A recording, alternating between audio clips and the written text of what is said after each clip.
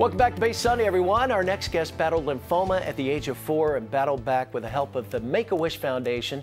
13 years later, she's now a healthy young woman and an aspiring singer.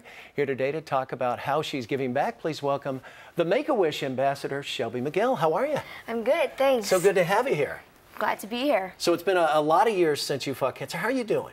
I'm doing really well. 13 years in remission now, so it's really great. And I noticed, I went to your website, and on it you say, I'd like to win a Grammy someday, and I'm also a cancer survivor. Yes. That's going to be with you the rest of your life, isn't it? Definitely. And is it a bad thing? Because I think, maybe I'm wrong, but when someone gets cancer at such a young age and beats it, it kind of shapes your life a little bit, doesn't it? Did it change you a little bit? It definitely did. I mean, it was a difficult time for me and my family, but that's how I started singing, because singing really became my coping mechanism in the hospital. I watched all the Disney movies from my hospital bed for hours upon hours, and it just was what kept me going. And so, I mean, if it weren't for my illness, then I wouldn't be able to sing today. Well, you'd probably be singing, but maybe not like you are now, right? Probably not. Did all the nurses come in and listen to you? You must have been belting out tunes, huh? Yeah, my favorite movie was Sleeping Beauty, so my nurses called me Princess Aurora. Okay. That was kind of my kingdom in the hospital, so they just called me Princess Aurora because I loved her so much. Now, Make-A-Wish Foundation, tell us about your wish and how you have become kind of their ambassador, you know, helping other kids kind of cope with some tough times.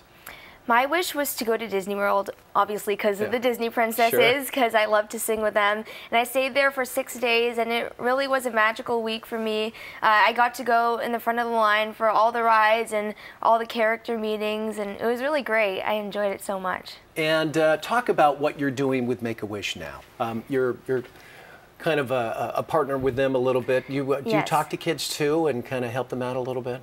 I serve as a youth ambassador for the Make-A-Wish Foundation, and I have talked to kids before that have had their wishes granted, and they're doing so well, and they're so involved with Make-A-Wish now, just like I've become involved with them, because it's really important to give back to them after what they did for me after I got out of the hospital. So it's really great. Make-A-Wish is probably one of the best things that's ever happened to me. I've done so many stories on it, and can you tell us, you've probably been privy to some of the Make-A-Wish wishes, some that are just extraordinary, not so much Disneyland, but someone that wanted to go up in an F-16 or anything crazy like that, or?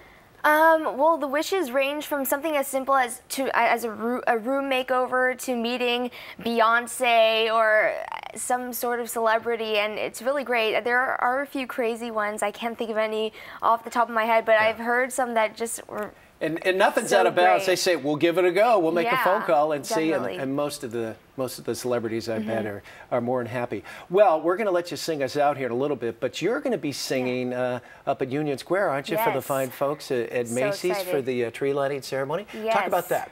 All right, well, the tree lighting is next Friday, November 23rd at Union Square in San Francisco, and it's really a great tradition for the city.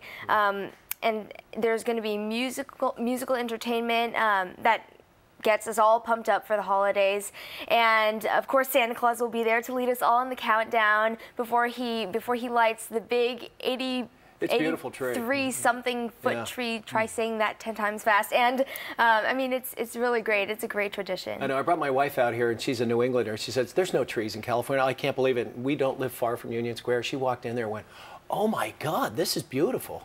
You know, it really is fun. It's great, yeah. And that's awesome. Now, I understand you do a little imitation of SpongeBob SquarePants. I can do the Squidward laugh. I haven't done it in a while, but I can try. You don't have to if you want to. I mean, yeah. Well, my sister and I, we're obsessed with SpongeBob. I still watch it. Yeah. We have it on Netflix, and I watch it like every week. But yeah, we memorize one whole episode of SpongeBob, and we just do it when we're on the long car rides down to LA, or if we're waiting in the airport, we just do it. You just do it. It's great. How about the singing? I mean, do you practice all the time? Is it? I know it's a tough road to hoe, isn't it? It really is. It's a tough. I mean, entertainment is just such a tough industry to get into, and it's so competitive. But I practice every day. I vocalize every single morning. And when I get home, I finish my homework, and then I do about an hour or so of singing, and it's great. I mean, it's my passion, so I mean, if I could sing every sentence, then I'd do it. Okay, well, enough said. We're going to let you sing us to break. Let me say this. Macy's 23rd annual Great Tree Lighting takes place on Friday, November the 23rd. As we said, it's right in Union Square in San Francisco. It is so much fun. And you can hear Shelby sing. You can write a letter to Santa, and Macy's will donate $1 for each letter, up to $1 million to the Make-A-Wish Foundation. For more information, log on to Macys.com/believe. We'll be back, but before we go, here's your chance, ladies and gentlemen. It's Shelby Miguel. You can sing us to break. All right. Through the years, we all will be together, if the fates allow. Hang a shine